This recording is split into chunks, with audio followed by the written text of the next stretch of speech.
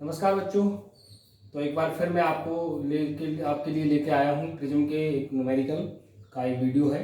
पिछले न्यूमेरिकल के 2 वीडियो हमने और डाले हैं, तो उसमें जो न्यूमेरिकल थे कुछ इम्पोर्टेंट न्यूमेरिकल इस वाली वीडियो में है। तो ये वो सारे न्यूमेरिकल हैं जो पेपर में अक्सर आते हैं और ये आपको समझने हैं। तो बहुत सिंपल है। पहले हमने आपको सूत्र ही बता दिए, वो आपको सूत्र याद रखने हैं और उसमें क्या क्या यूज हुआ है, जो सिंबल यूज हुए हैं वो आपको ध्यान रखना है। तो ये 2 सवाल आपके बोर्ड पे लिखे हुए हैं, इनको मैं कराता हूँ। बहुत छोटे छोटे सवाल हैं ये। तो सबसे पहले हमें क्या देखना होता है कि सवाल का कंसेप्ट समझना है कि सवाल में आखिर दिया क्या है, सवाल में क्या दिया है वो हमें सबसे पहले नोट करना है। सवाल पढ़ते जाइए, क्या लिखा है उसको, क्या दिया है उसको हम लिखते जाएंगे। तो सबसे पहले देखो, इसमें ये दिया है कि प्रिज्म का अपवर्तक कोण, और प्रिज्म का अपवर्तक कोण जो ए होता है और ए दे रखा है। तो हम क्या करेंगे कि ये लिख लेंगे कि अपवर्तक कोण बराबर ए लिख दो, ए बराबर ए होता है। प्रिज्म का अपवर्तनांक दिया है। अच्छा, अपवर्तनांक जो है हम लोग जानते हैं, अपवर्तनांक सभी विद्यार्थी जानते होंगे, वो n होता है और वो कितना दिया है, cot a/2 दिया है। आप चाहें तो a बराबर a लिख सकते हैं। ये अपवर्तक कोण a होता है, प्रिज्म कोण अपवर्तक कोण a होता है और a दे रखा है, तो a बराबर a हो गया। अपवर्तनांक क्या है, n है, वो हमारा cot a/2 है। अल्प विचलन कोण क्या पूछा है, अल्प विचलन कोण, और ये क्या होता है, डेल्टा m होता है। तो सबसे पहले हमने सवाल पढ़ा, सवाल में क्या दिया था वो हमने लिखा। बहुत सिंपल है कि ये इसमें दिया है अपवर्तक कोण a होता है, a बराबर a। फिर दे रखा है अपवर्तनांक, वो हमने लिखा है n बराबर cot a, और फिर अल्प विचलन कोण यानी कि डेल्टा m पूछा है। अब दिमाग में ये एकदम आनी चाहिए पिक्चर कि इसमें ऐसा कौन सा रिलेशन है, ये तीनों चीजें जिसमें आती हैं। तो हम आपको बताएंगे क्या है कि ये इसमें अपवर्तनांक का फॉर्मूला लगेगा, n sin delta m plus a/2 और sin a/2। कुछ बच्चों की ये दिमाग में आता होगा कि सर हम ये वाला फॉर्मूला क्यों नहीं लगा सकते, इसमें भी तो ये दोनों आ रहे हैं, ये वाला फॉर्मूला इसमें क्यों नहीं लगा सकते हैं। तो मैं आपको बता दूं, मैंने आपको जब आपको थोड़ी पढ़ाई थी तब आपको पता होगा, यह सूत्र तब लगता है जब प्रिज्म पतला हो। प्रिज्म कैसा हो, प्रिज्म का जो प्रिज्म कोण है, प्रिज्म कोण बहुत छोटा हो, यानी कि 5 अंश से कम हो, तब ये फॉर्मूला लगता है। तो ऐसा इसमें कोई जिक्र नहीं दिया है, तो ये तभी लगाना जब ये ध्यान रखना है पतला प्रिज्म हो और उसका अपवर्तक जो कोण है, प्रिज्म कोण है, वो 5 अंश से भी कम है तब। तो कुल मिला के ये बात साफ हो जाती है कि इस सवाल में ये फॉर्मूला नहीं लगेगा। ये फॉर्मूला तभी लगेगा, लिखा होगा सवाल में, समझ के तब लगाना, नहीं धमक दो यही गलत हो जाएगा।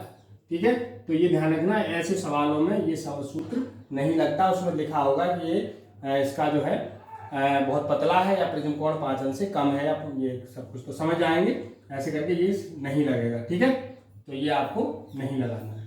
चलिए, तो अब हम n की जगह क्या लगाएंगे, cot a/2। अब वैल्यू पुट करने का समय आ गया है, तो हमने वैल्यू लिखी है, वैल्यू पुट करे हैं। a की जगह यही रहेगा क्योंकि प्रिज्म कोण यही है और साइन यही है। अब cot का साइन कॉस वाला सूत्र लगाएंगे। जैसा कि हमें पता है कि cot बराबर जो होता है हमारा, वो cot थीटा बराबर cos थीटा बटे साइन थीटा होता है। तो लगा दीजिए, तो cos थीटा बटे साइन थीटा की जगह a/2 है, कोई बात नहीं है, जैसा है वैसा लिख लीजिए, ये जैसा का तैसा। ये कैंची मार के ये नीचे से नीचे कट जाएंगे, हम यही काट दे रहे, तो न्यूमेरिकल में आप शॉर्ट कर सकते हैं। तो ये हो गया हमारा cos a/2 और ये हो गया sine delta m plus a/2।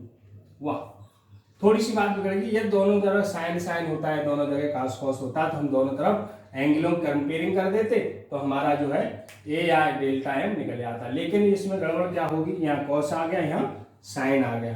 तो अब दिमाग ये लगाना है कि ये दोनों समान कैसे होंगे। जब तक बच्चों ये दोनों समान नहीं होंगे हम इसको आगे हल नहीं कर पाएंगे। तो अब दिमाग में दौड़ाना चाहिए कि ये जो है दोनों बराबर कैसे होंगे। अच्छा, त्रिकोणमिति सभी बच्चों ने पढ़ी है, तो ये साइन और कॉस में एक रिलेशन होता है जो थीटा 90 वाला, तो मैं आपको बता दूं कि एक फॉर्मूला होता है cos theta is equal to जो है वो होता है साइन 90 माइनस थीटा, या साइन 90 माइनस थीटा बराबर कॉस थीटा होता है।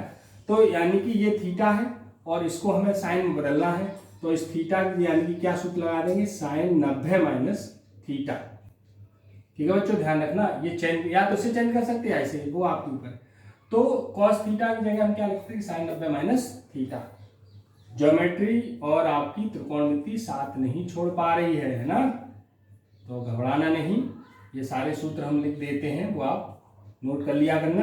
और वैसे भी आप जब करते रहेंगे तो ये कंपेयरिंग होती है, दोनों तुलना करते हैं, काटते नहीं, लेकिन हम काट के दिखा रहे, तो ये कंपेयरिंग करते हैं, तुलना करते हैं। तो यहाँ पे हमारा ये तुलना में ये फॉर्मूला निकल के आया है, ये जो है। अब हम क्या करेंगे, इस 2 की कैंची मार दो, तो 90 दूनी 180 होता है, और 2a/2 हो गया, ये जैसा का तैसा हो गया, ये इससे कैंसिल हो गया। तो 180 माइनस ए बराबर डेल्टा एम प्लस ए। हमें चाहिए क्या, ए, डेल्टा एम चाहिए, तो डेल्टा एम निकाल लीजिए, पच्छांदा करना है आपको, बस हो गया सवाल। तो इसे ए को इधर पच्छांदा कर दीजिए, 180 माइनस ए बराबर डेल्टा एम, माइनस ए 2a हो गया, तो 180 माइनस 2a, ये हमारा आ गया अल्प विचलन कोण। तो इसमें त्रिकोणमिति भी आपको ध्यान रखनी है, जब इसका डेरिवेशन किया था तो ज्योमेट्री भी ध्यान रखनी है आपको। तो ये जो है कुछ फॉर्मूले होते हैं वो आपको तैयार करके तब ये होगा।